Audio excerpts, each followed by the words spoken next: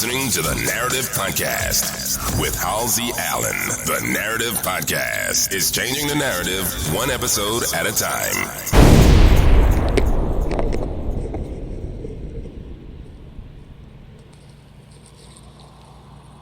Hello. How you doing? We back at it. Another episode of the Narrative Podcast. The Narrative Podcast is the home for original people peace, original people reciprocity, and original people positivity. And I am your host, Halsey Allen. Welcome to the Narrative Podcast. Welcome all my narrators. So, this is the Narrative Podcast Weekend Edition. So as I promised several hours ago, I said I'm gonna be here back, with a full episode of the Weekend Edition. So the Friday edition got uploaded at midnight, but technically it was, the weekday edition. So I hit you 3 times during the week this week. So that's a first. I'm on a mission to make my presence more pronounced during the weekday. But anyway, welcome to the Narrative Podcast. Welcome to all my narrators. The Narrative Podcast promotes positive reinforcement and self-images of original people and original people culture. So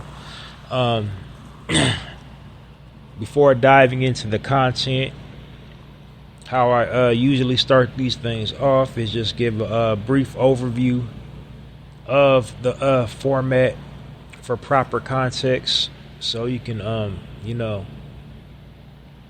have a better idea what you're listening to and what type of content to expect from me, and also be more attentive and digest the content better. So without any further ado, diving into the synopsis of the Narrative Podcast. Starting at the top, Tippy, the name, the Narrative Podcast. I named my podcast the Narrative Podcast because I don't like the false narrative that the media weaves about original people and original people culture. So what I wanted to do to counter that is design a platform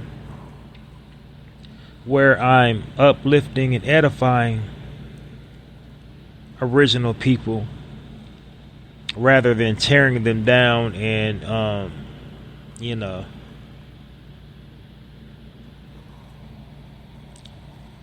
gossiping about them. So the media basically intentionally vilifies us, intentionally misappropriates our images and our likenesses. So what I want to do to counter that is to design a platform where I'm building this up and giving us positive reinforcement and basically celebrating all our accomplishments and putting out positive frames of reference about our people and our culture to counter the way we're portrayed and depicted in the media.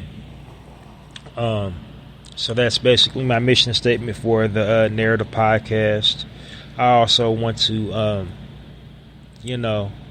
encourage my listening audience to utilize their platforms to share positive frames of reference about our people and our culture, and then also to bring awareness to the listening audience to why that's important, which is a perfect segue to my tagline. The Narrative Podcast, changing the narrative one episode at a time by destroying negative stereotypes about original people and original people culture.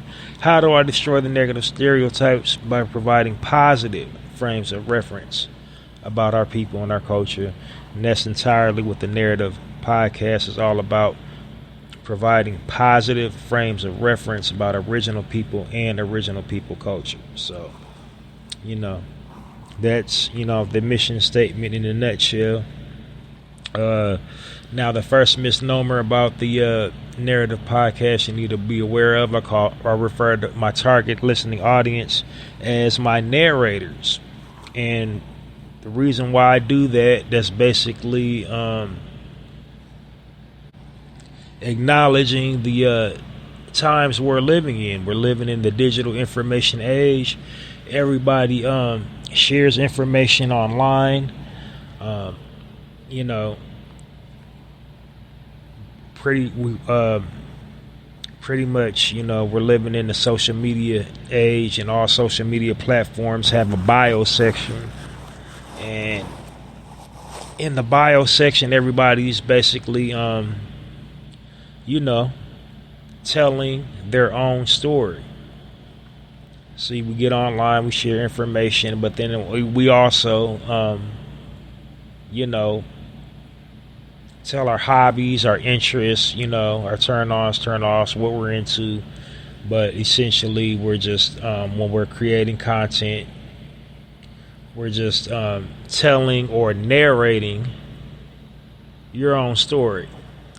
So, you know, having said that, you know, people, when they typically tell their own story, they're telling, you know, the best version of a story you can possibly tell about yourself. People's putting out positive frames of reference about whatever they're into. You know, when you view their content, when you view their page, you're looking at, you know, the most fun. You know, they got money, they travel, they have fun with their friends, whatever they're into, you know, whatever they're posting, whatever they're sharing. It's a positive story. You know, there are exceptions to every rule. Some people get online and they are, you know, they share pitiful misery. You know, they're so sad and ain't nothing never going right for them. You know, there's an exception to that rule. There's like people out there, like there's real miserable people out here sharing miserable stuff online, but you know, that woe is me stuff. Oh, pray for me. I got a toothache. I got to get my tooth pulled out. You know, I guess I'll make it. I guess I'll be all right. But the general rule of thumb online, basically everybody, you know, puts out the best version of themselves, the best version of their content, the best version of their page. So they're telling and narrating their own story. So, you know, that's what I believe we as a people, original people, need to try to do online, is to put out the best, you know, versions of ourselves. You know, we need to tell or narrate our own stories. So if history hasn't taught us anything, it's taught us this: if you don't tell your own story will be told for you. And that's precisely what the media is doing to our people. They're telling or narrating our story for us. And the way they're telling our story is, you know, they're telling it from the perspective that all the men are, you know, pimps, gangbangers, criminals, you know, low life degenerates. You know, that's the story that they're telling our story, you know, from. And our women is like whores and thoughts and prostitutes and, you know, unladylike, angry.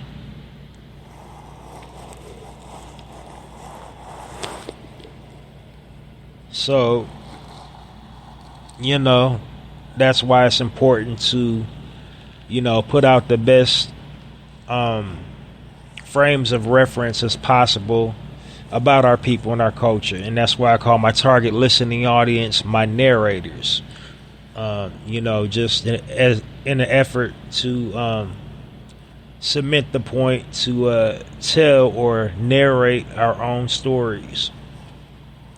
And when you're telling or narrating your own story, it doesn't necessarily make it be your story. You don't have to put out the positive frames of reference about celebrities or, you know, It could just be like something positive you're doing, something positive a family member's doing, something positive somebody in your community's doing. But whatever, frame of reference you put out there in the universe, just make sure it's a positive one, reflective of, yourself or your community. Because, we're playing right into their hands by regurgitating these negative stigmas and stereotypes that they place over us. Basically, it's all programming, psychological programming and conditioning, So yeah, that's why I call my target listening audience my narrators. I just want to do a quick little sub point before I go into another thing you need to know about my podcast. So like as I said, the media intentionally vilifies and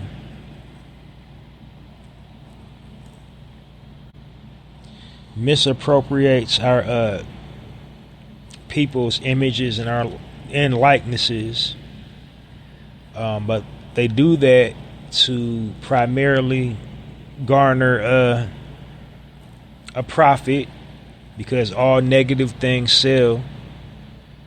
And then they also do that to keep the agenda going. The agenda by the owners of the people that own most of the media in the world. And who are the owners of the digital media, the liberal media, the powers that be? Who are they? They are elite society, upper class, the higher echelon, aka wealthy white people. And the agenda is that they want to push is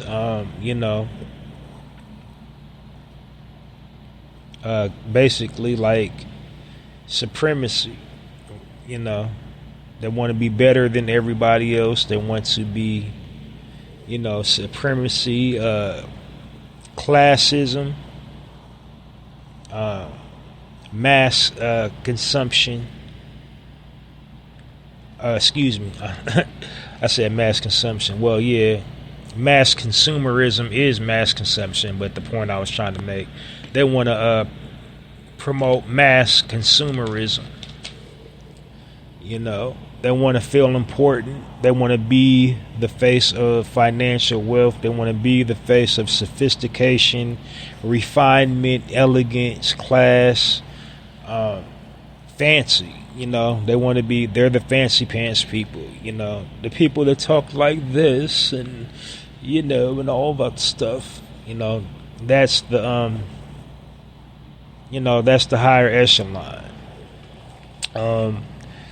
And to, maintain their status as sophisticated people, what they tend to do is to make themselves feel important. They surround themselves with status symbols, and they want to, promote. That's what you need to be in life to be happy. That's what you need to be in life to be successful. These status symbols define you as a person, define your status in life. Your tax bracket. The big house, the fancy car, the exclusive getaways, the vacays, the first class treatment, the 4-star restaurants and hotels. This is, what they're pushing and promoting, to be the higher echelon, to be exclusive, to have limited edition house, cars, vehicles, and what have you. So this is like,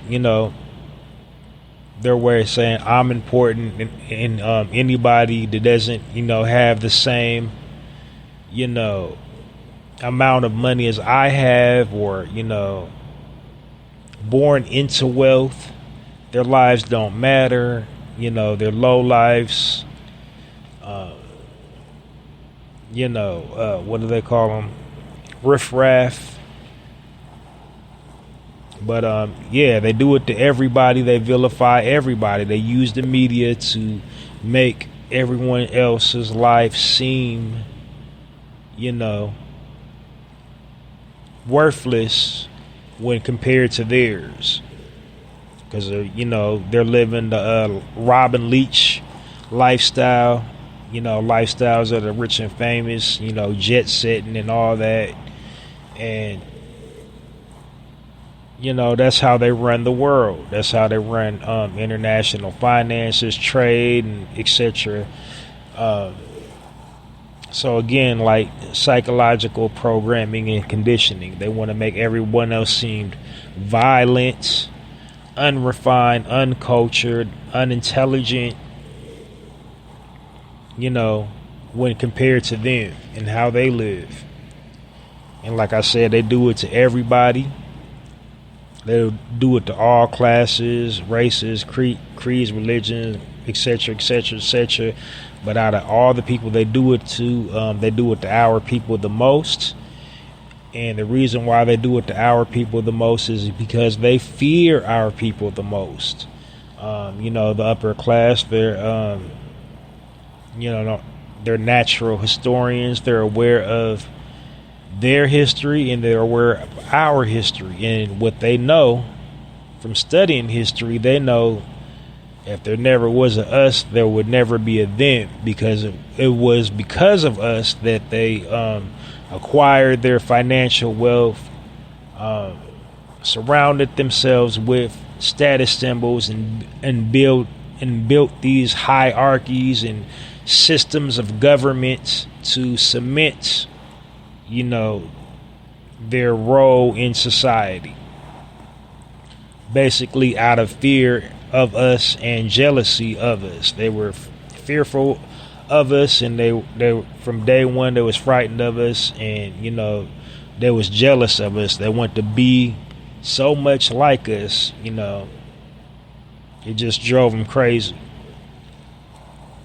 But that's why they target our people. They target us because we're so dynamic and so impactful that we, rival their way of life, because everybody, all over the world, they want to be like us. They emulate us. They copy us. Everybody, we're just naturally important. People just naturally gravitate to us. They want to know more about us. They want to try to be like us. We don't have to surround ourselves with these status symbols to be important. And, that's, what they're afraid of, why they do it to us so much, that we will inspire people to say, wake up, hey, I don't have to buy, this $5,000 shirt because I got $5,000. I don't have to spend this 1.2 whatever million on a car just because I have 1 point whatever million to spend. And then that would take away from their importance. They wouldn't be exclusive anymore, because no one would value the things that they value. So longer story short, we represent a direct threat to their power, a direct threat to their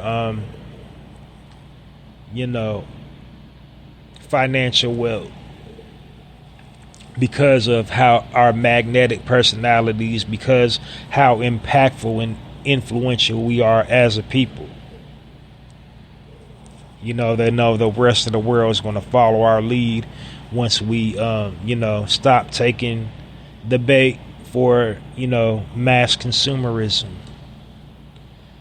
But their biggest fear, what really keeps them up at night, is that we will unify and start getting along with each other and reclaim everything that's ours. reclaim everything that they took and that they're currently taking from us, and do to them what they've done to us. That's what keeps them up at night. That's what keeps them, manipulating headlines and,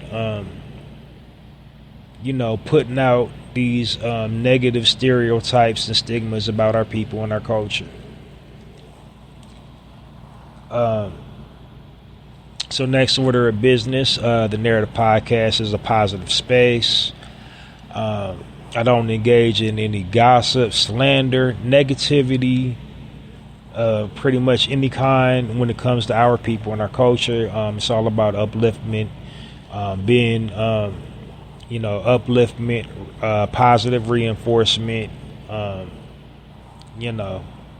It's not about name calling, slandering, and none of that. This is a positive space. This is a space to build. Because like I said, the whole purpose of the Narrative Podcast is just basically to counter the mainstream media's inaccurate portrayal of our people and our culture, in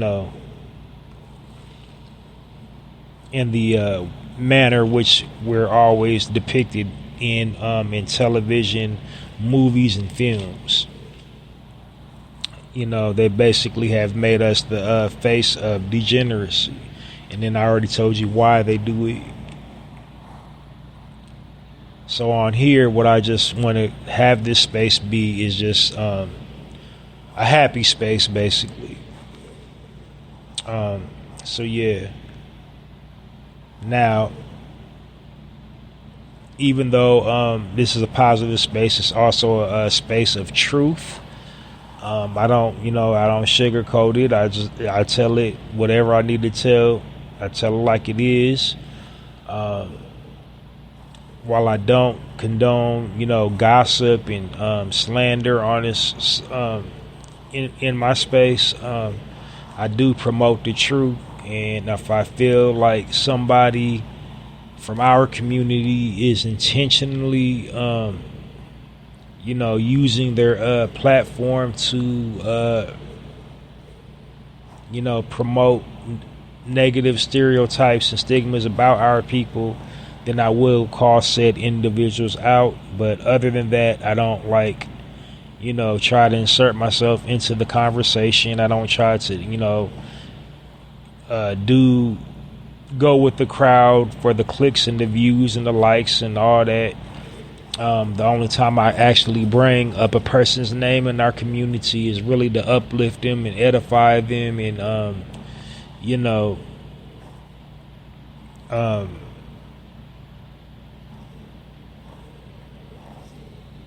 speak about them in a positive way.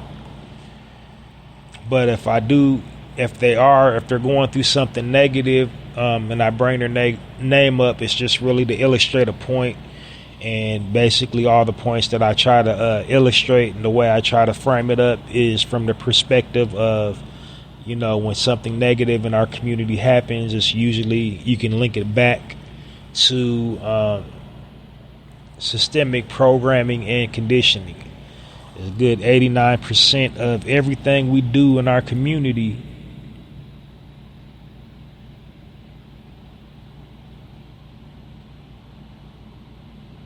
that's negative is because we've been programmed and conditioned by the powers that be to, behave and act in that manner, to behave and act, negatively towards one another, talk about each other bad and commit acts of violence and crime against each other because we've been programmed and conditioned by the media to do that. It's in the music, it's in television, it's in movies, and over time where we're just seeing it for hundreds of years, we subconsciously act it out. That's how I try to frame it up if I'm ever bringing up a famous person's name, just to illustrate that point. Next, the this is a time sensitive space. I try not to exceed 1 hour per broadcast. The reason why is because, number one, I'm an audio platform. I want to keep you entertained and informed, and I can't do that if I'm boring you to sleep. So I just try to try to have speaking points and try not to be redundant and boring. I don't I want to keep it lively. I want to keep it fascinating and just like interesting enough for you to actually listen to a whole episode. And you can't do that if you're just rambling on and talking in circles and not making any real clear points. So that's why I try to time each episode and try not to exceed 1 hour per broadcast, because when you're talking, eventually you get to nine enough, and so I just try to keep it short and sweet is what I'm saying. And then last but not least, I know you heard me say it over a dozen times, original people. I refer to our people, black people, Negro, whatever you want to call us, as original people.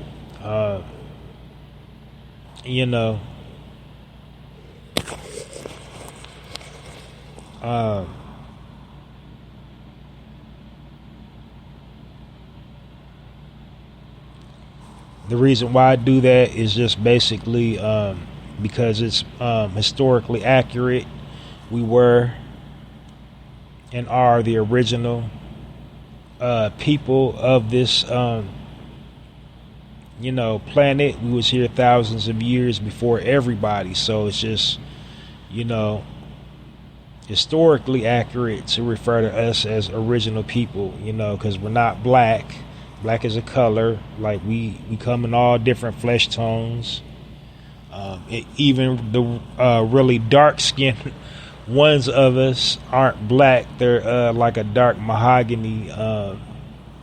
There's some of us that's so dark that we actually look purple, but we're not black.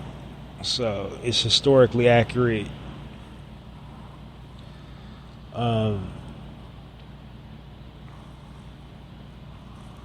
Then also, another reason why I refer to our people as original people is because we're so diverse, because there's so many different types of us. The one thing we all have in common is that we was here first, original, and we all possess high concentrations of melanin and can also trace our lineage back to the point of origin for all civilization. So whatever we believe in, whatever we refer to ourselves as, at the end of the day, we're all original. We can argue about the reparations and all that later, but we're all original people. So that's why I refer to our people as original people. One quick more thing I always tack on to the original people thing is, being original people, being that we was here first. I don't like the false narrative that history, spins about our people. They want to try to glamorize slavery, just attach slavery to, us as a people to deflect really deflect our greatness. Like that was the most defining moment in history. Like I said, we was thousands of years before the slave trade. So having said that, we existed pretty much everywhere on the planet. There's 7 continents. We was already indigenously located on all 7 continents. High concentrations of us was already living there, existing there, long before slavery. long before the concept of slavery, long before, the thought somebody said, hey, let's put these people in chains. Let's take these people from their land and, do horrible things to them. Like, we had a whole existence before slavery. We was like rulers, kings and queens, gods and goddesses. Like, we was way more than just slaves. Another thing about slavery, the false narrative about the transatlantic slave trade is like, while slavery did happen, they also exaggerate about, the time period, the route and everything. But when you use like critical thinking and just ask yourself questions, like simple questions like, how's that even possible to, take people for thousands of years from, the continent of Africa and all these different places around that route? It don't add up. It don't make sense. All those other ports and stops before they got to America, like, we was already like indigenously located. Most of us was already here, and all they did is just call us Negro and put us on plantations. We already existed in the Americas. We already existed in any Spanish-speaking country. I just wanted to say that, like, we had a whole existence before slavery. We was already in all parts of Europe, the Mediterranean, Italy, Greece, North America, South America, everywhere, every Spanish-speaking nation you can possibly think of, we was already there. We was already on the continent of Asia. We was in places like Ireland. We was in places like Scotland, Germany, Norway, Sweden, Poland, France.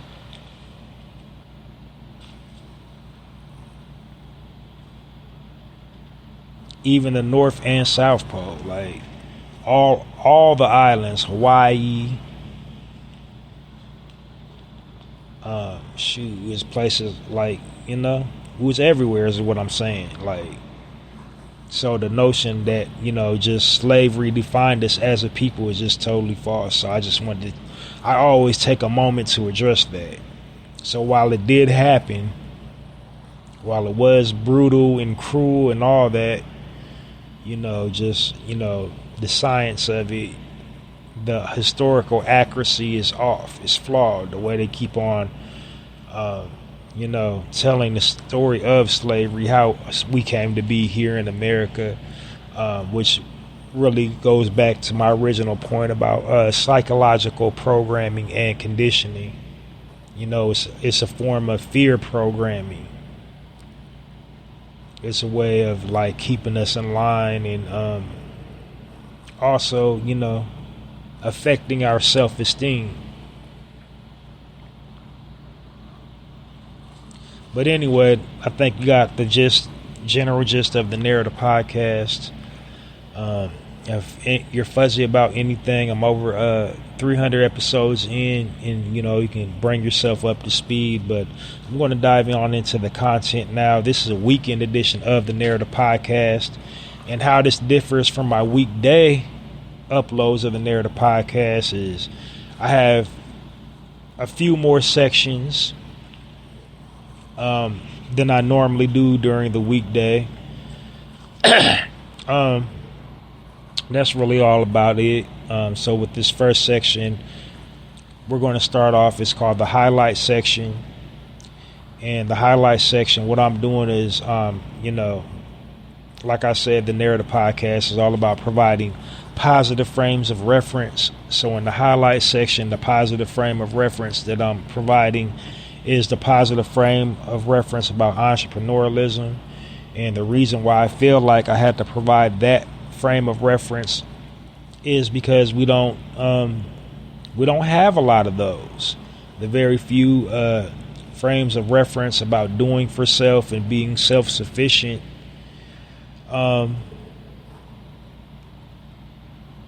comes in the form of scripted reality television shows. And all these scripted reality television shows, they're so messy, so toxic,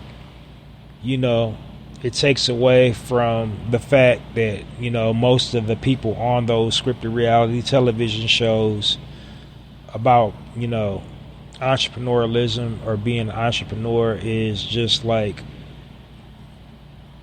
it's drowned out with the chaos that the producers of those shows promote.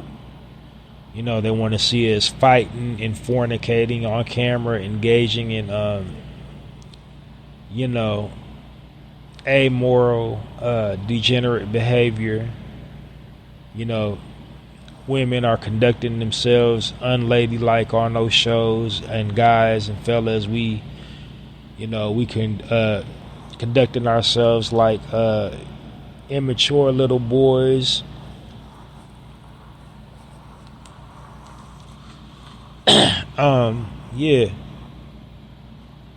They just have us put out like nobody even attempted to raise us. Like, that's how they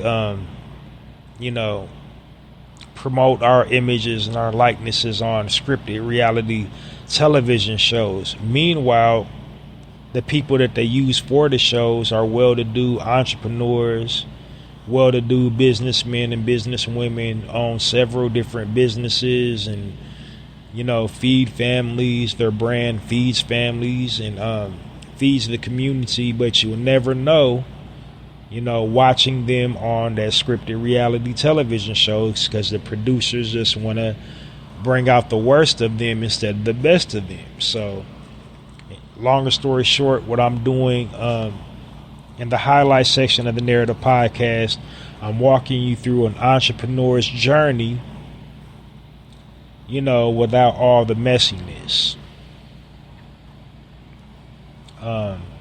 So the types of the qualifying factors that I use to highlight the entrepreneur in the highlight section of the Narrative Podcast consist of these. First and foremost, they're original people, entrepreneur, that operate their own business, hire their own. They also do some type of community outreach or activism. They either pay into a nonprofit organization or they have their own nonprofit organization. They hire their own. Like I said, they're doing something for the community that they're located in. And then, last but not least, they align up with my theme, and my current theme is just, nationally recognized holidays. Also, many of these entrepreneurs, another thing that I want to showcase in this section is like many of them don't possess traditional education. Like, a lot of them didn't go to college. They're picking it up just as they're going. They stepped out on faith. They didn't have a business plan.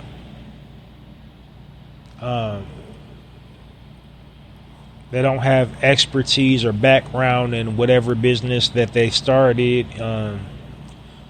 They basically just stepped out on faith and pursued something that they was passionate about and found a way to become a successful business person, because the media have us brainwashed and conditioned to believe, it's impossible to start your own business. You can never do nothing for yourself.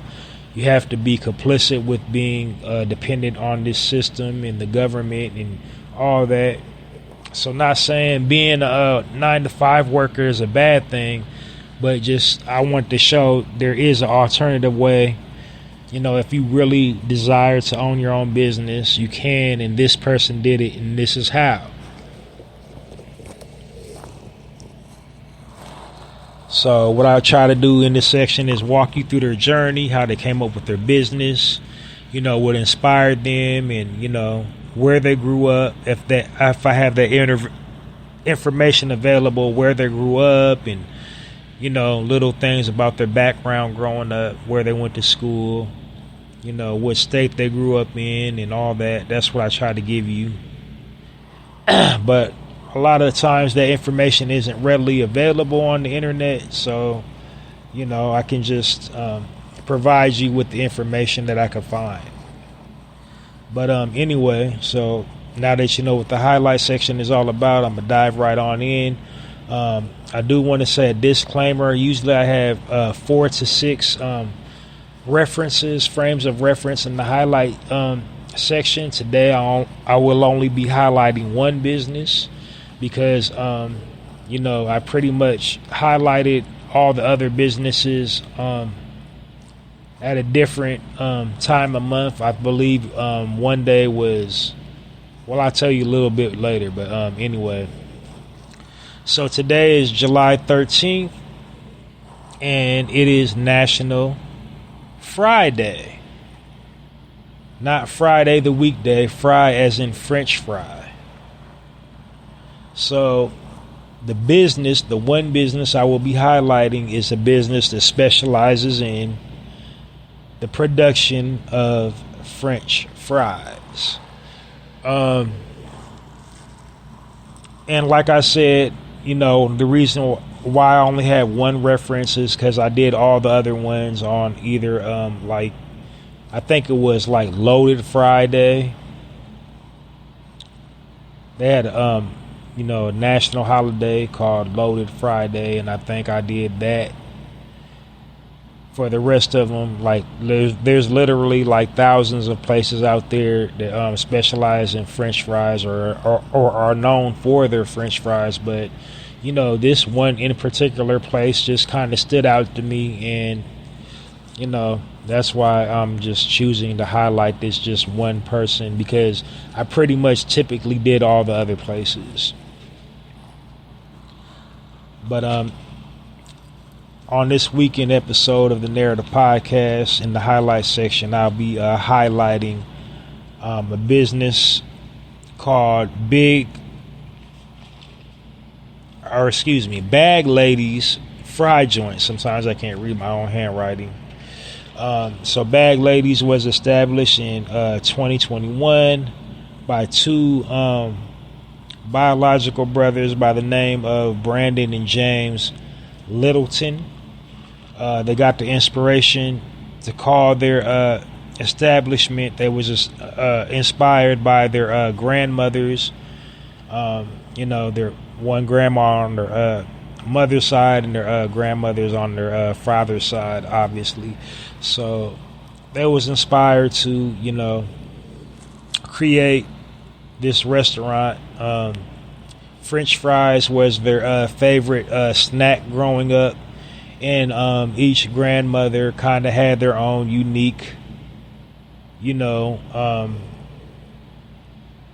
way to prepare French fries. So they live in Nashville, Tennessee, and in that region of the world they call them taters. And so their grandmothers would prepare taters. And in their region, what they typically do when they deep fry home cut fries is they usually tear them out after they come out of the hot grease. They usually tear up like a what do I want to say, like a grocery bag, a paper sack to drain the grease, and then they usually take another those paper lunch sacks after the grease has been drained off it. They take one of those paper sacks you use to put your lunch in, and they put them in like that, and then add the fry seasoning and whatever else they put on the fries. So that's where they came up with that concept and why they call it Bag Ladies.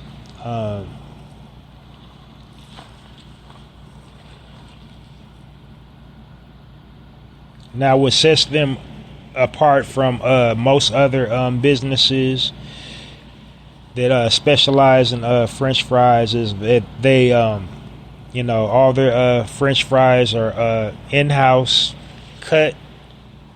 They buy it from real actual potatoes.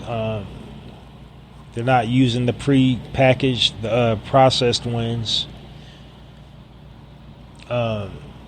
So real potatoes, and then they brine their potatoes, and then they they're rinsing brine their potatoes. That's their trade secret. And they're also motivated to give back to the community. They hire a lot of people in that region that they're located in, and they give free food away whenever possible, and they also try to give back to anything that the community needs. And then another thing that, as a business that separates them from other businesses, they have their own food truck, and they will rent their food truck out to private functions, private parties. So if you want them to pull up on you, they'll pull up on you with their mobile food trucks. They have a brick and mortar location, and they also have a food truck. So they rent, they'll lease out their brick and mortar for a private gathering, and they'll also lease out their mobile food truck for a private gathering. Some more unique things about them is that they, like I said, they specialize in French fries. They have the, plain, just French fries, cheese covered French fries. And then, of course, fully loaded French fries. Their biggest seller is their, I think they're like chopped brisket on the menu. That's it. They say that's their number one. They also sell wings, burgers, and wraps, and then they got their own little version of a Chipotle bowl. They call it a loaded bag, which is basically like sweet potatoes for the base, and then whatever toppings you want on it. And then also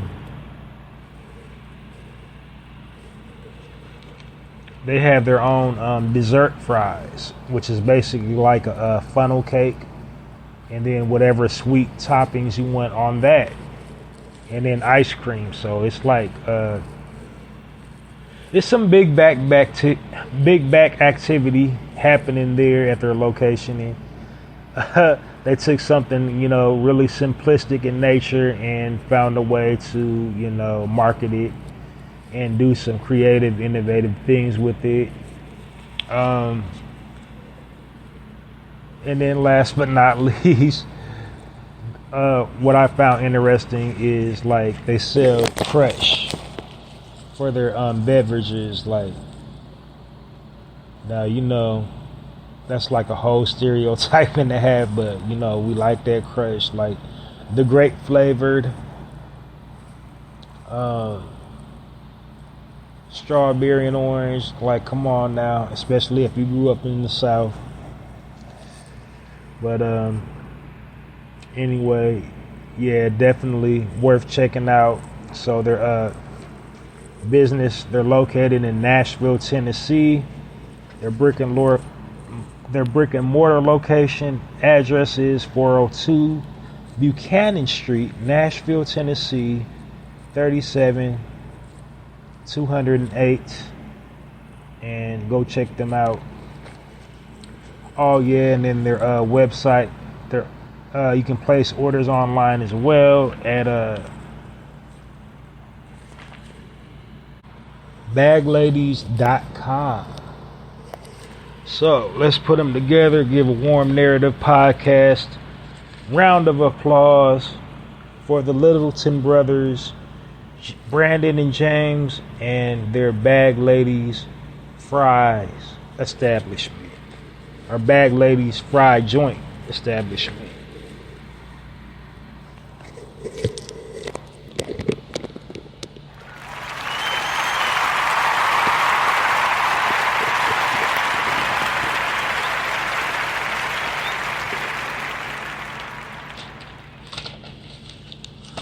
All right, moving right along. The next section of the Narrator podcast section is called the Spotlight section. In this section, what I'm doing is I'm basically spotlighting a prominent figure within our community doing something positive, something impactful, to uplift and edify our people in a positive way.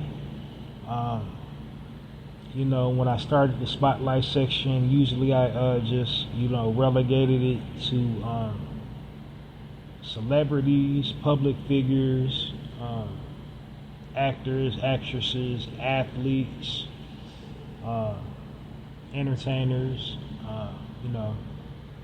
But as of yet, I decided to just spotlight regular people because I don't want to play into the negative stereotype that all we know how to do is entertain. So, having said that, I'm spotlighting somebody pretty much kind of normal. I mean, she is in the entertainment industry. It's hard to explain it. More like the art. She's an artist. She's more like an artist. But I'll be spotlighting an artist, but not for nothing.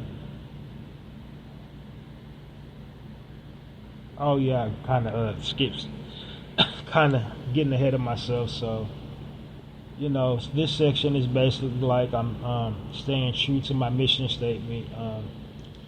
This section is basically all about positive reinforcement. Saying something nice about your brother or sister online, because we got a bad reputation of dragging each other through the mud and airing out dirty laundry and all that. So that's why I'm doing this section, is just to create the healthy habit of utilizing your platform to say something positive about your brother or sister instead of something negative. Like, legitimately, how you're a child when an adult would tell you if you don't have something nice to say, don't say nothing at all. Like, I really feel like a whole lot of entertainers, they get in a whole lot of trouble just simply by volunteering some information that you don't need to volunteer. Like, you can answer a question, but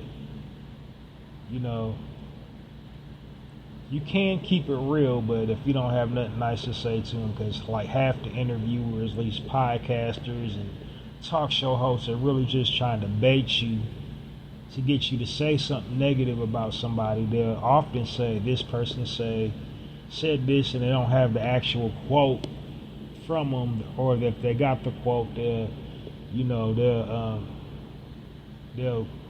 twist it and contort it and make it sound, take it all the way out of context, and when you go check back, that's not what they actually said and all that. So why they do it, they're just trying to get the money, but in the meantime they're causing confusion and chaos and havoc in our community. So I would just say to all the celebrities and entertainers, if you don't have something nice to say about your brother or sister, just say no comment. You don't always have to be so forthcoming with your opinion.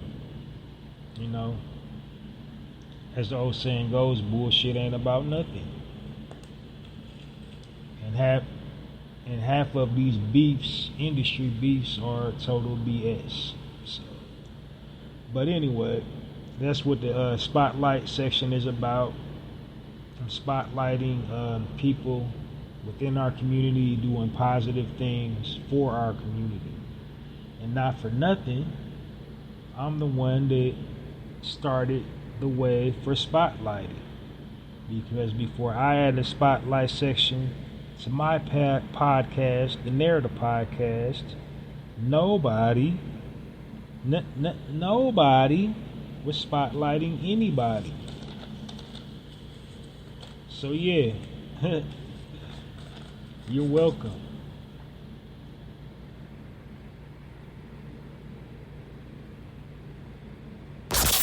You are now listening to the Narrative Podcast with Halsey Allen. The Narrative Podcast is changing the narrative one episode at a time. In a real way. So yeah, I created the way for spotlighting because wasn't nobody spotlighting. This internet, it makes the world kind of small. Because even though I don't have a lot of followers and my stats ain't doing all that, I know somebody, influential people listen to me, because a whole lot of influential, super famous people, super famous celebrities, they kind of give these little phantom nods that they're paying attention to my content, because they'll often incorporate things that I say into their content. Not only that, my cadences, the way I say stuff, certain things I say, they'll incorporate it into their, content. So I haven't had no full-on just shout-outs yet, but, it's evident, when somebody is letting you know they're watching. You know what I'm saying? So it's evident. It's really really super plain, super clear. Who's messing with me, who's rocking with me, because just it's not a coincidence. But whatever the reason, I don't do it for the recognition. If I was in for the recognition or the fame, I would have stopped a long time ago, because there's almost virtually no money in this. You have to be backed by major sponsors and all that to be highly successful in the podcast game. But like I said, I'm here for the people. The people are supporting me. A lot of the people are famous because I'm getting enough to sustain the podcast and keep on uploading and doing more episodes. So, I get to the point eventually in the near future to expand the platform where I can put out even more positive frames of reference and do things to uplift my community and put my people on. But I'm doing some pretty tremendous things in this little audio space that I'm occupying. I'm, sending shockwaves. I'm being observed by some really influential people. But anyway, so as I said, imitation is the best form of flattery. So many people, saying spotlight and spotlight this every time somebody has a guest on the show. I'm spotlighting this, I'm spotlighting that. Nobody was doing that before I started doing it, so it is what it is. Like they say, imitation is the best form of flattery. I'm flattered, so I started something positive to take away from something negative, and now so many people are following my lead. That makes me feel great. But anyway, on to the spotlight section of the Narrative Podcast this week on the full episode of the Narrative Podcast Weekend Edition. The spotlight goes to a young sister by the name of Misty Copeland. Misty Copeland is a ballerina, author, activist, philanthropist, author. She wears a whole lot of hats, but I'm spotlighting her for her, dedication and giving back to the community, especially, in her profession, art, theater, ballet, That is a really highly disciplined art form that's almost like right up in there with like any like team sport or you know fighting discipline. Like it takes a whole lot of discipline to do ballet, like the movements and all that.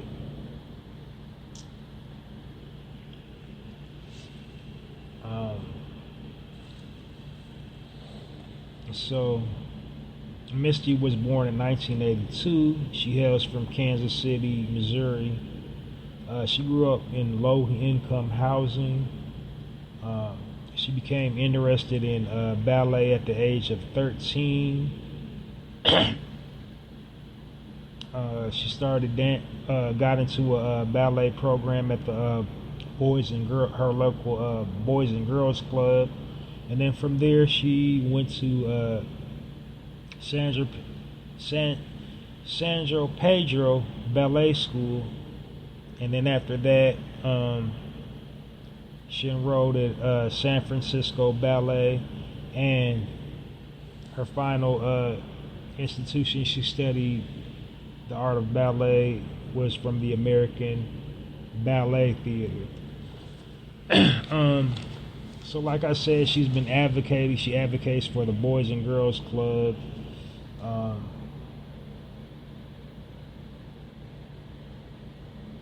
She has her own nonprofit organization called the Misty Copeland Foundation.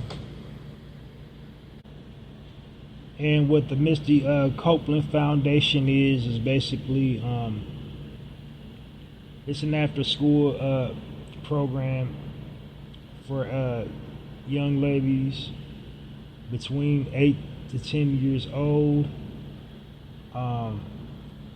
which basically focuses on age-appropriate health, wellness content,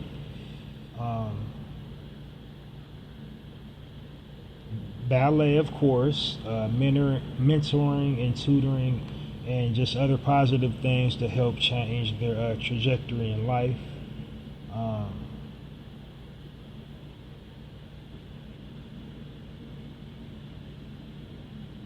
The foundation's goal is to build her own experience from the institution. She learned how to dance and just basically try to impact the young youth's life to change their trajectory in life and plant the seed, basically, like somebody planted the seed in her to make her want to pursue dance. So she's appeared on several different Broadway shows. She's been on the Nutcracker.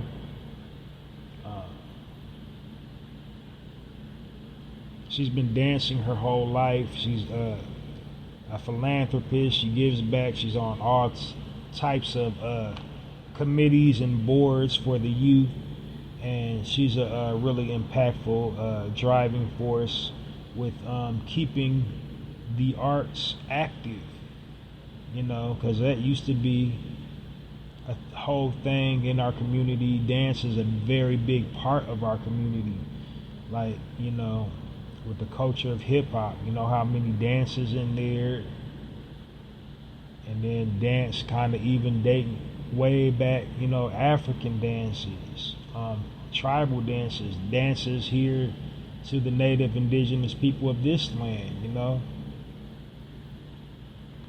So dance is, a way of life, and she embodies that, and she instills that in the youth, and that's why I'm giving her the spotlight this week here on the Narrative Podcast. So let's put them together and give a warm Narrative Podcast round of applause for our sister, Misty Copeland.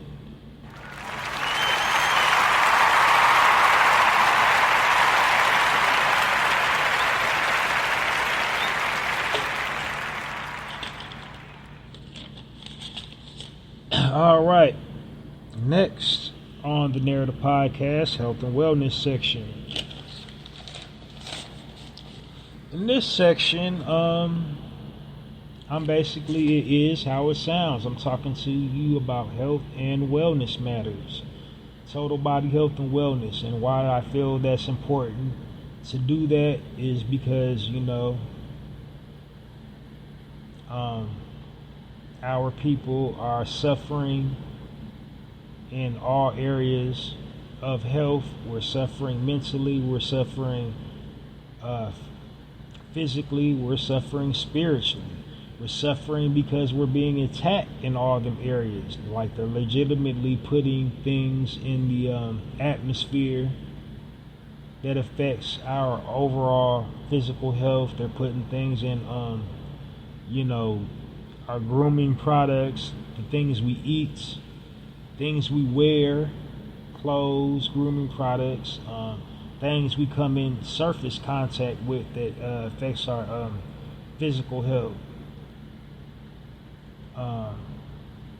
Mental health, I already told you what they're doing, with the media, how they're psychologically attacking us with that.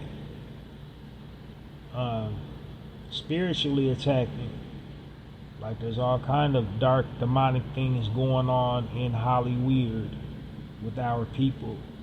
Like we've seen it, we see it, we just like look at the celebrities, like, you know what I mean? So hey, so we're being spiritually attacked too. So it's not a conspiracy theory, this is reality. Out of all the people in the world, our people, is the ones who are being attacked the most. Specifically targeting our DNA, our physical, genetic makeup. They're trying to eradicate us from the planet, and they're attacking us mentally, physically, spiritually, and economically as well. But however, in the health and wellness section, I don't talk about economics. I let that other financial gurus handle that. I'm just here to provide, solutions for all the areas that we're being attacked, so we can armor up and protect ourselves physically, mentally, and spiritually. So I give out, health and wellness tips in the health and wellness section of the Narrator podcast. I want to make a quick disclaimer. My content's for anybody to listen to, from whatever walk of life you're from, whatever your religious background, your ethnic background, whatever. But my target listening audience, my core listening audience is original people, and all my content is, for the upliftment and edification of original people, so we'll have, happier, healthier, more prosperous lives. And having said that, this section especially is for us. The health and wellness is for total body health and wellness for us. So all the tips that I'm giving here is just, things that will improve our unique, genetic composition.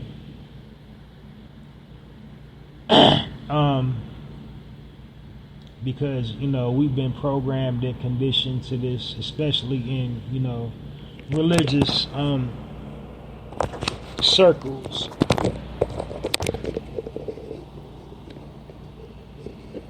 To lock in that with this fallacy that we are all one. We're all one. We're all one with the universe. God loves us all the same, and we're all, it is, but it isn't. Like we kind of are all one. We're kind of all are one blood, but then, you can't not acknowledge the difference. Like variety is the spice of life. We're all different. It would just be absolutely madness to think, the things that would keep you healthy and fit would keep me healthy and fit. We need different things to stay alive. On the physical side of it, there's certain foods that will help sustain my life, being an original person. Whereas, things that will help sustain my life and fortify my body will, harm your body, and vice versa. Same thing with religion. Same thing with spirituality. Just look at the churches. Just look at the mosques. There's differences. We're not all one. We're not. We're all uniquely different, and we all have, different dietetic needs because of our unique differences, our unique compositions. So, we all have different needs to sustain life. So we're not all one. Cut the cat. But anyway, with this health and wellness tip of the day, usually it consists of an example of a physical health and wellness tip will be the health benefits of a plant, herb, extract, or an elixir you can ingest or apply topically to improve your overall total body health, or some type of physical exercise you can perform to stay in peak physical health. On the mental side of it, like I said, we're all different. We all have different cultural, mental triggers. We all have different mental traumas, things that we go through culturally. So for original people, things that would keep us in good mental health, things we can do to,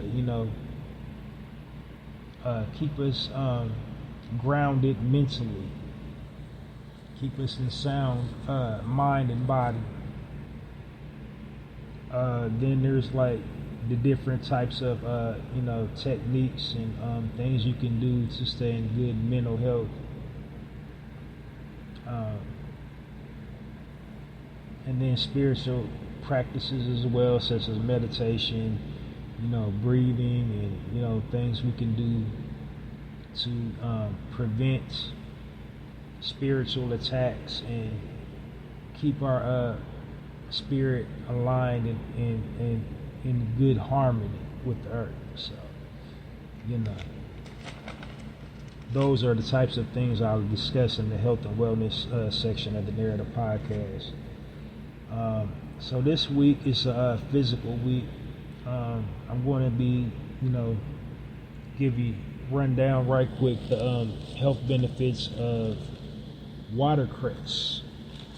So watercress is, a coniferous plant. It's definitely on Dr. Sebi's list. It's a living food. It's electric.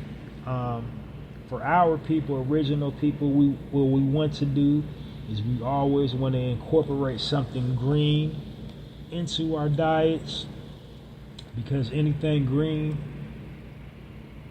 has chlorophyll in it, and chlorophyll fortifies our melanin. For chlorophyll, anything green is good for our melanin.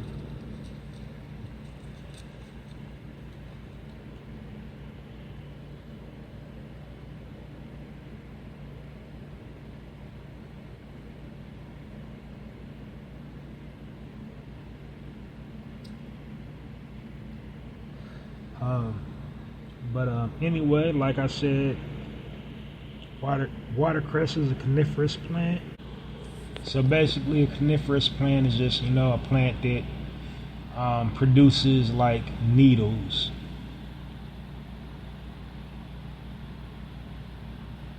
So anything spiky, like a hedge or something like that, it's in that family of plant. I think, certain type of herbs are coniferous as well, like thyme and rosemary,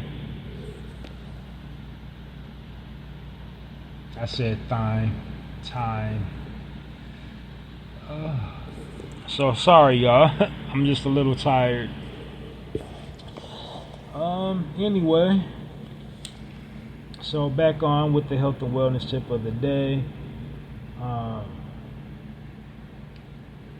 Watercress is rich in minerals, vitamins A, K, and C,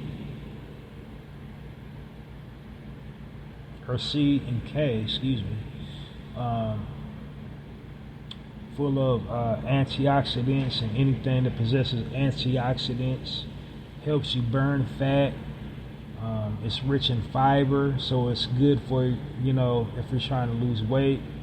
It'll prevent you anything with a whole lot of fiber, will make you feel full, and so it'll prevent you from overeating, because you can eat healthy, but it's all in moderation. So as the old saying goes, it's a apple a day keeps the doctor away, not apples plural. So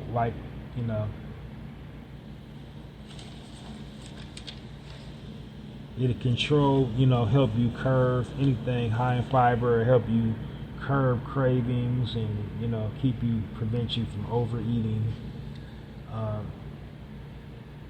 It also is good for bone health, makes your bones stronger.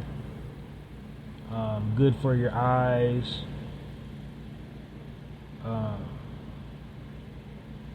It possesses anti-cancerous properties.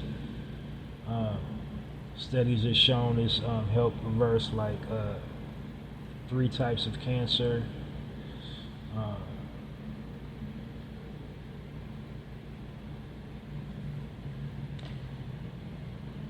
It's also a highly sustainable food, very easy to grow. You can grow it outdoors or indoors.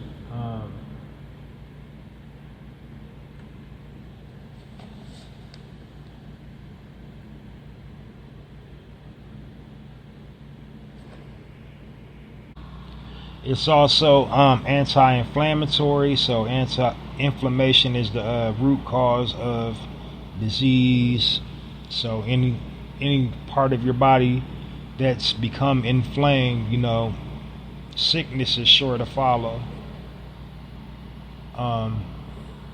It's also good for good gut health.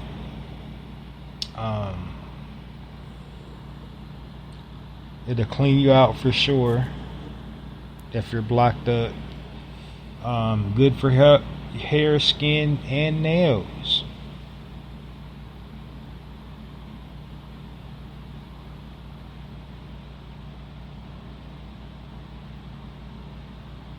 It's also good for heart health. It expands the, it's good for blood circulation and blood flow as well.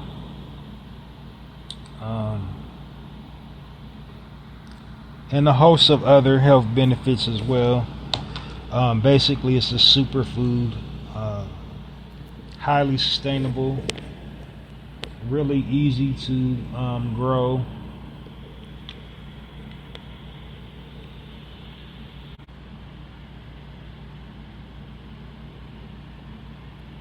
So first thing I want to talk about is the shooting death.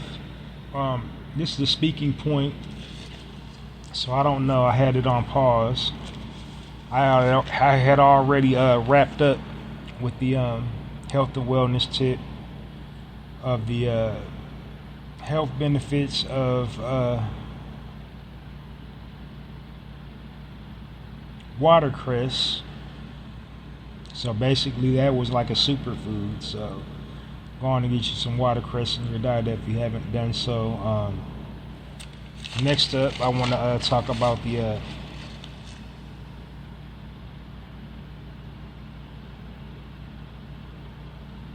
my next section is a speaking point section. This section, what I'm talking about is just current issues, things happening around the world. If I'm repeating myself, my bad, because I had paused. recording because I was reaching for something. But in this section, what I'm doing is I'm basically just covering random events, whether it's globally or locally, or just something with that happened in our community. And the purpose of me doing that is basically to cover it from our perspective, because the media will just have us looking and sounding all kind of crazy. So when I'm covering current events, I'm just like, I'm controlling the narrative. So I'm just unpacking whatever's going on in the world from our perspective. So first topic I wanted to talk about was the Trump shooting. A whole lot the internet saying, it was staged, and I'm kind of on the fence. I'm 50-50 with it because I don't understand what type of, what's like in it for him.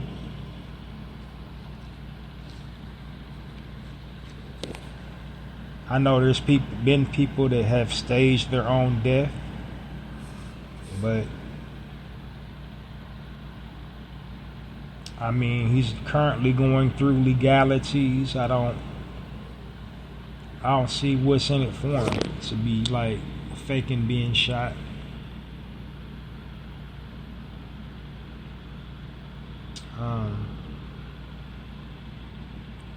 Yeah.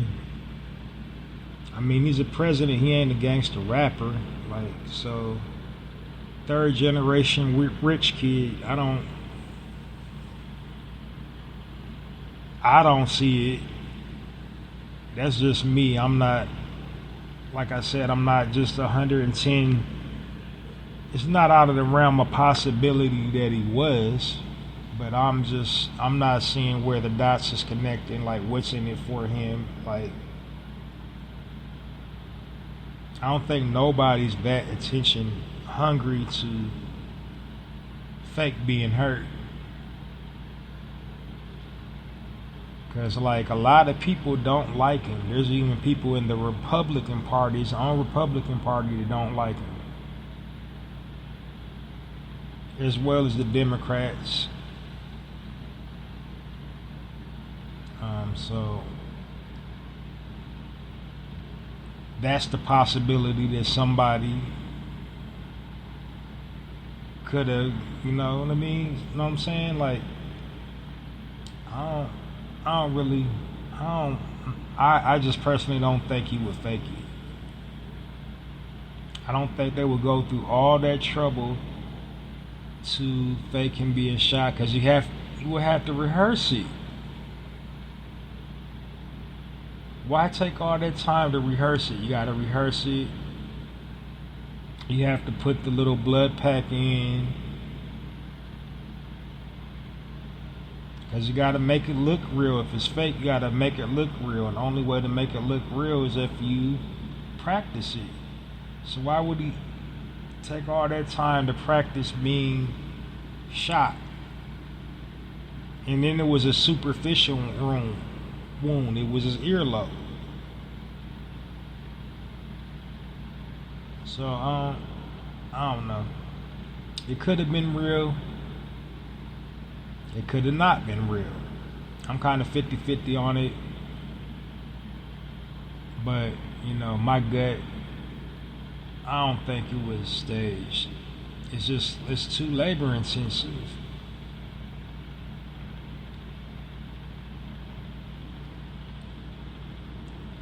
Alright, so the next thing I want to talk about is the unaliving of a brother that got strangled by some hotel security on June 30th in the so he was strangled by hotel security in Milwaukee. This happened at the Hyatt Regency. So they was basically with the textbook story. He was causing a commotion, and they was trying to escort him, air quotes, escort him out, but he wasn't going peacefully, and so they basically dogpiled him and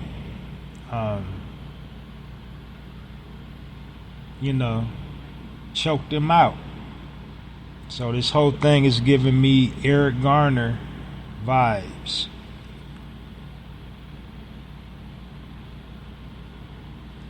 So his attorneys, Ben Crump, he's on it. So, justice will be had. But just the fact that they have to have an investigation when it was caught on camera.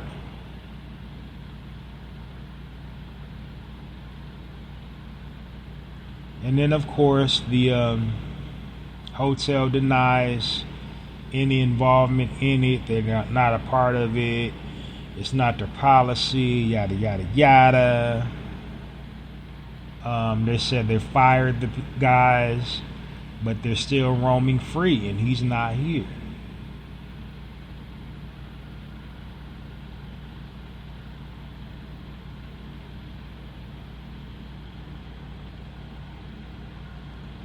And the thing that bothers me is because they're hotel security. They're not even real police. You're never supposed to engage a guest. You're supposed to ask them to leave. If they don't leave, call the police. What was you doing trying to put your hands on them anyway?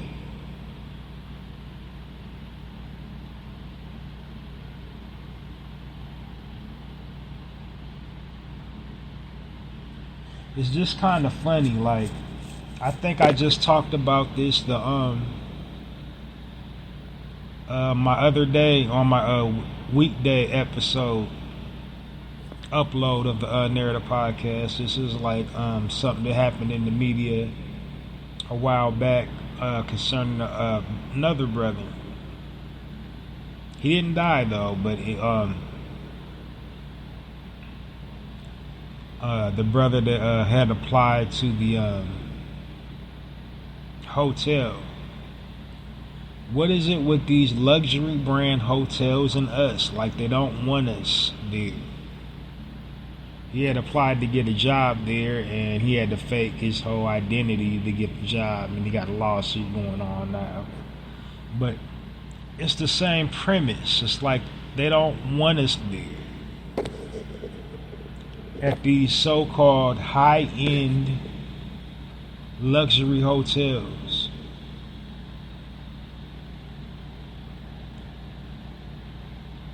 Now, not saying you shouldn't aspire to want to, everybody wants to experience the 5-star treatment at some point. You want to go to an exclusive restaurant, you want to go to an exclusive getaway or a vacay, keyword exclusive. You want to feel like you're living fancy, you're getting preferential treatment.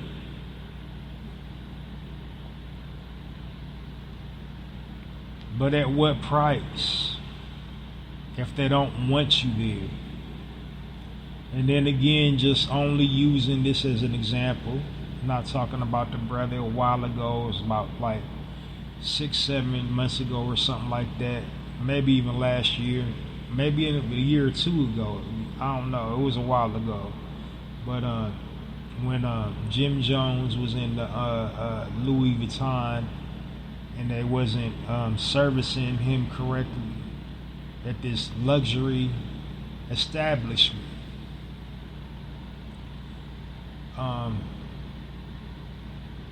it's just kind of disturbing to me that we place such high value on these brands. We make the brand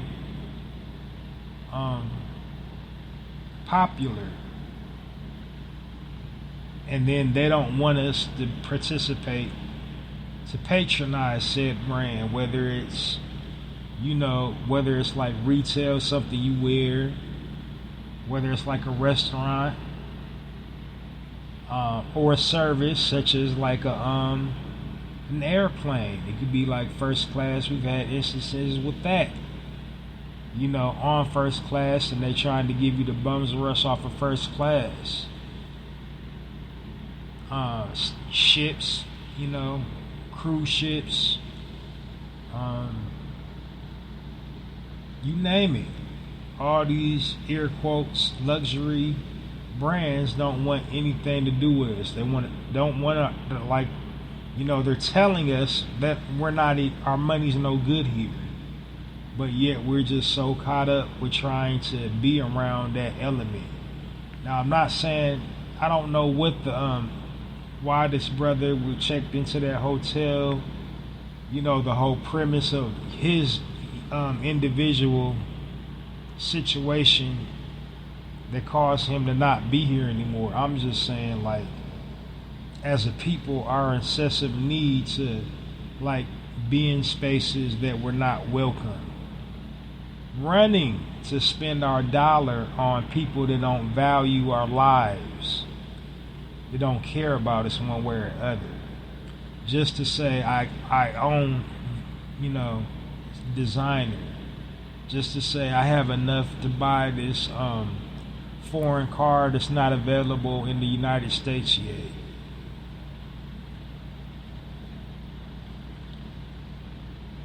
We going to do all these extremes, and they don't want us, they don't value us, they don't want us to have it. But then we cry about, the equal opportunity in the community, when we could be using that money to spend with them folks that don't want us around them, or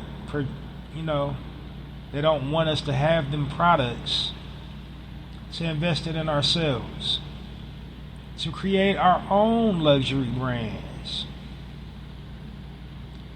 build our own hotels, our own luxury brand hotels, our own cruise ships, our own airplanes, our own private jets.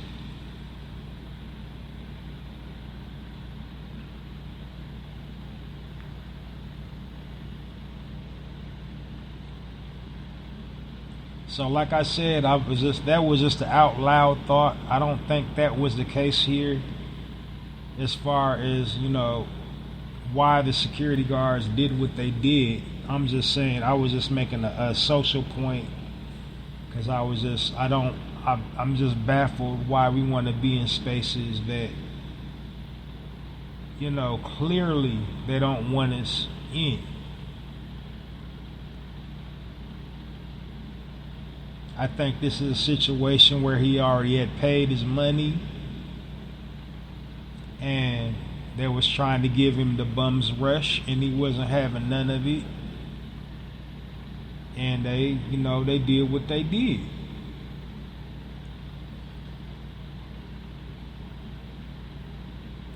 I'm just wondering why it keeps happening over and over and over and over and over again. How many more deaths is it going to take for us to get our own and separate from these people and stop giving these people our money? And take that power away from them. What is this strange hold these European fashion designers got over us? What is this strange hold these so-called luxury hotels got over us, that we don't feel important if we're not in one of them? We don't feel important if we don't got that designer. We don't feel important if we don't got that foreign whip.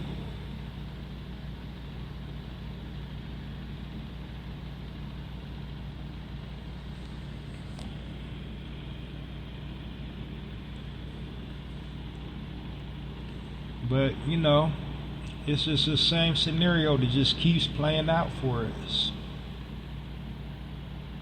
They don't want us there. They don't want us in their hotels. They don't want us in their 5-star, Michelin-starred restaurants.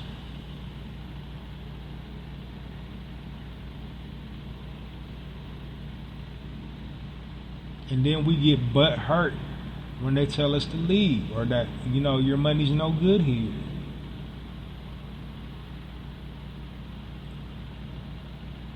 I know how it should be. We should be able to all sit down at the proverbial table of brotherhood and just look at each other like as just individuals, not as like a black man or a white man or an Asian man or a this or a that. But it's not like that. I'm not so pessimistic to saying, one day we won't all be on one accord. But for right now, we have to dress the right now and move and act accordingly to the times that we're in now.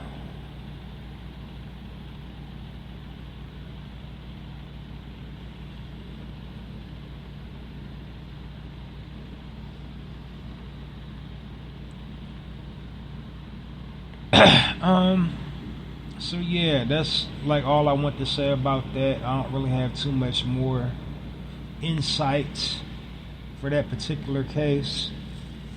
The brother's name is,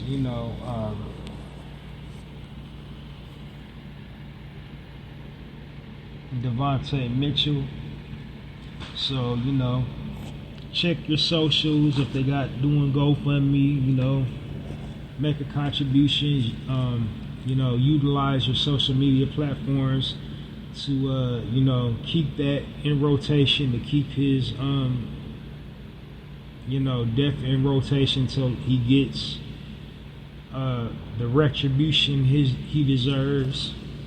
And then also I want to backtrack.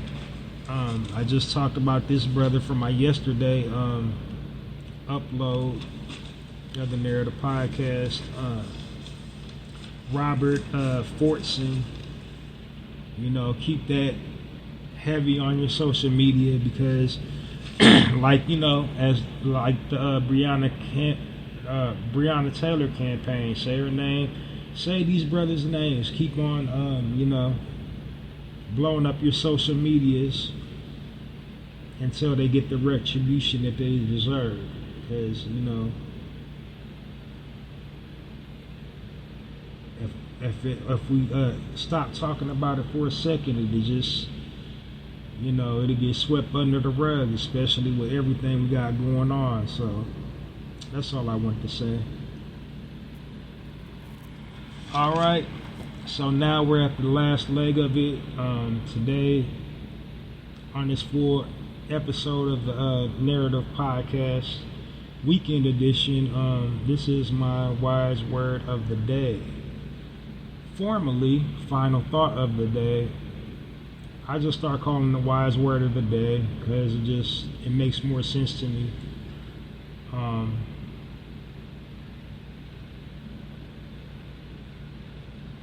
So the wise word of the day is the wise word of the day. It's just something have you think critically, a gem, a pearl of wisdom, something you can just something that'll resonate with you and you can apply to life. But if you can't, if you can't apply, then let it fly because the message wasn't for you, obviously. So wise word of the day. Wise word of the day is like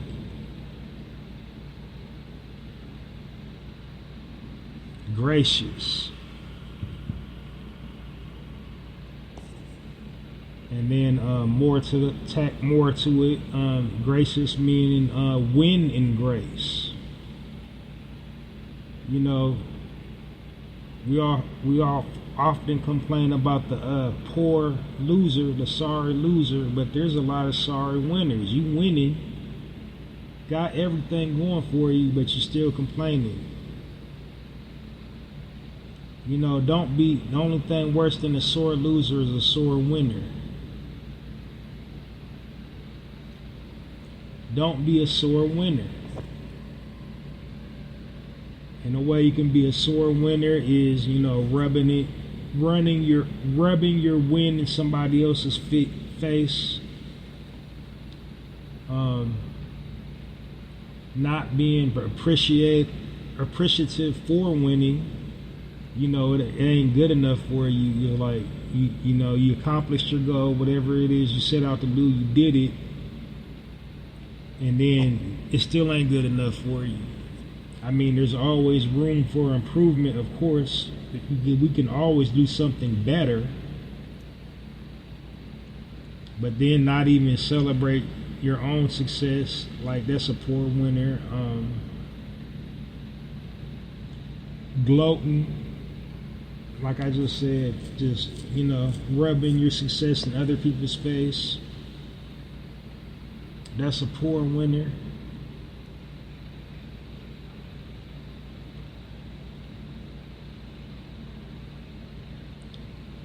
Being, like, you know, obnoxious with your win. I mean, I guess that is gloating though, but just like being to the point where people can't stand to be around you because you're just so obnoxious with it.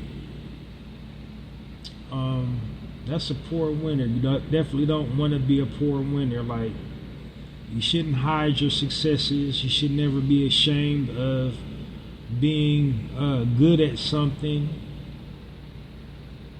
having something, being something in life, but at the same time,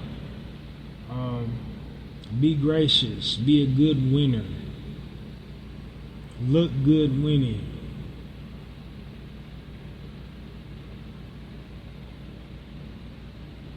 Because what you want to do with your win is inspire others to win.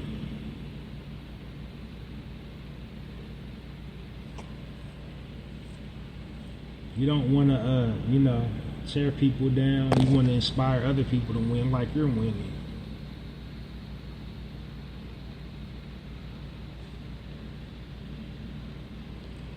Well, that's it, and that's all. This concludes this episode of the Narrator Podcast, full edition, weekend edition. Join me next time for another edition of the Narrator Podcast. I broadcast during the weekdays, and as you see from listening to this edition, like I have two different formats. So weekday and weekend, literally, it's different. It's night and day. But just tune into the Narrator Podcast on a regular basis so you don't miss either edition. And the best way to do that is to subscribe to my YouTube channel. I'm Halsey Allen on YouTube. Click that subscription button, notification button, and then also follow me on X, formerly Twitter. I stay good at Halsey Allen. I got a profile picture of my book that I wrote, The Black Card, pinned to my profile. That's me. That's, you know. So you'll never miss an episode of the Narrator Podcast. And the reason why you want to follow me on both of those mediums is because the platform that I'm broadcasting it on automatically uploads to YouTube and X as soon as I'm done broadcasting. Like right when I'm like done editing or whatever, it automatically goes right to YouTube and X. So follow me on either one of those two mediums, and you will be up to speed on the latest edition of the Narrative Podcast. So support the platform. Click the download button. Click the little heart-shaped like button. For God's sakes, leave me a comment. There's a comment box. Say something. Say something. And then also, you know, click the little three dots and share the episode to all platforms, whatever platform of your liking, but just share it. But the most impactful thing you can do is download the episodes. It's like a little button with a little arrow pointing down, and you click that to download it. So just keep on supporting the platform, and thanks everybody that has been supporting the platform. Thank you very much, and continue to support the Narrative Podcast. Next order of business, I have a personal poetry blog on blogger.com called hallziespoetrycorner, and you can check it out at www.mrhallziesblogs.com with the poetry on that blog that's featured. It's very unique because it's all written spontaneously on the spur of the moment. I didn't contemplate the subject matter. I didn't contemplate what I was going to title each piece. Is just literally just right off the top of my head. Very creative. Another unique thing is just it's all inclusive. It's for everybody to read. Everybody can read that poetry and feel some type of connection. It'll resonate with you some type of way. You will pull something positive away from it. Now, I have a few pieces that's geared towards specifically my people, but original people, but for the most part, any and everybody can enjoy it. And the way you support Hallzies Poetry Corner is just visit the link at www.mrhallziesblogs.com and share either the link or a poem featured on the poetry blog across all platforms. Whatever your preferred platform is, share it, the link or a poem featured on Hallzies Poetry Corner at www.mrhallziesblogs.com. And then as well as clicking the little heart-shaped like button, click that, leave a comment. When you come to the site, when you come to the blog site, leave a comment on whatever poetry piece you're reading, and then also, share either the link or the poem you like on your preferred platform. And then last but not least, my last thing to promote is my book of poetry titled The Black Card.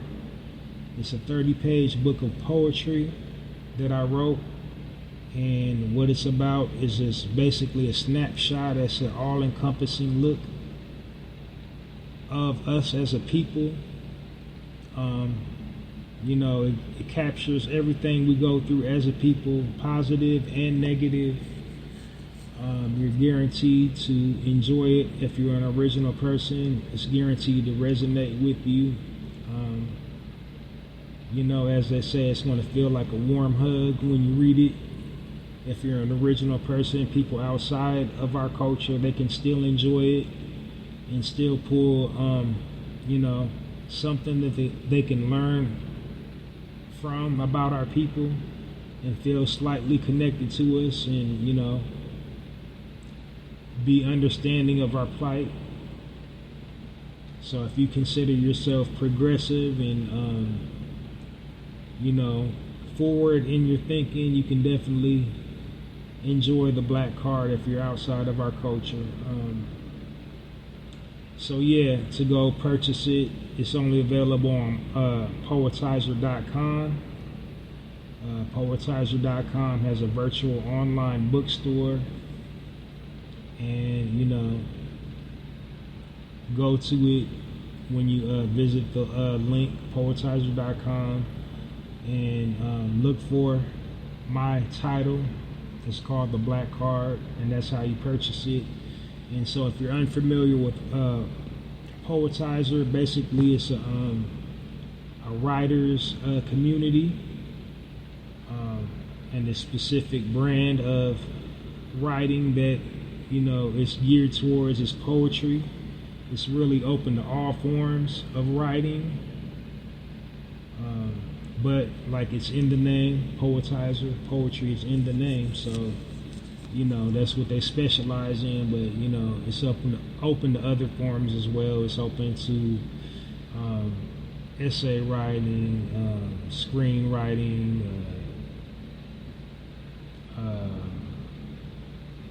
novels, short stories, even journal entries are welcome in that space. It's basically just a safe space for novice writers, and you can just go there and hone your craft. But what they have is a feature which will allow people that are a part of that community the opportunity to turn the work that they share in that space into an actual book. So hardcover book or a soft or paperback book, whatever your liking is, that they have a feature for that, and that's what I did. I created a book, for my featured work on that site. It's called the Black Card. Go check it out today or get your Black Card revoked. Well, that's it, and that's all. The weekend edition of the Narrative Podcast is officially a wrap. This was the Saturday edition. However, it is now midnight, so it's Sunday, but this was for Saturday. I'm trying to get back into the groove to sharing my work at the at an appropriate time, but it is what it is. I started the broadcast at a 10:45, so yeah, I went over my time limit, but I'm trying to get back in the groove. Thank you all for staying with me, staying with me through the process. It's only upward from here. It's always greater later here on the Narrative Podcast. Thank you all for supporting. I'm sending you love, light, and healing energy over everything you got going on in your circle, your family, your finances, your personal life, your love life, whatever you got going on, projecting love, light, healing energy, positivity over you. We are all family now. You're now an official narrator because you listened to this episode of the Narrative Podcast. I'm Halsey Allen. I'm changing the narrative one episode at a time, and I'm asking you to join me in my quest to change the narrative by becoming a narrator. And while I'm changing the narrator on my while I'm changing the narrative on my end, one episode at a time, as a narrator, you can help me change the narrative on your end, one social media post at a time. Until next time, Halsey Allen, Narrative Podcast, signing off, and it's like that.